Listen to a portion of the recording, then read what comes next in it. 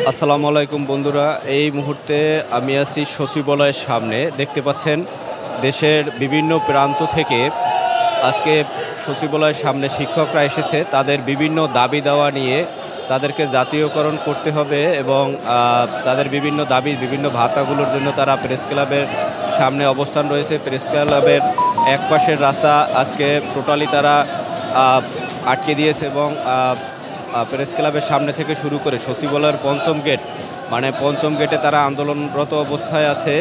দেখতে পাচ্ছেন তাদেরকে ব্যারিকেড দিয়ে রাখা হয়েছে এবং পুলিশ প্রশাসন তারা কঠোর অবস্থানে রয়েছে। তাদের একটাই দাবি, তাদের জাতীয়করণ করতে হবে। জাতীয়করণ ব্যতীত তারা তাদের অবস্থান কর্মসূচি চালিয়ে যাবে।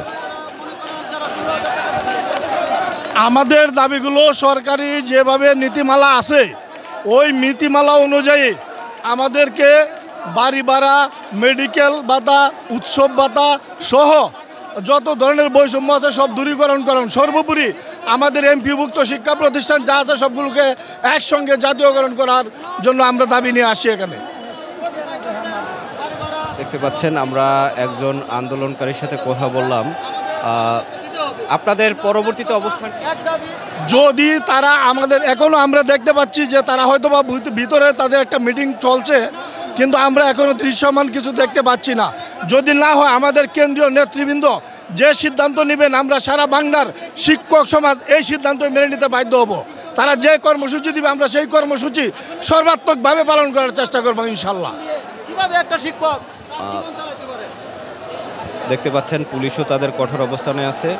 আমরা পরবর্তী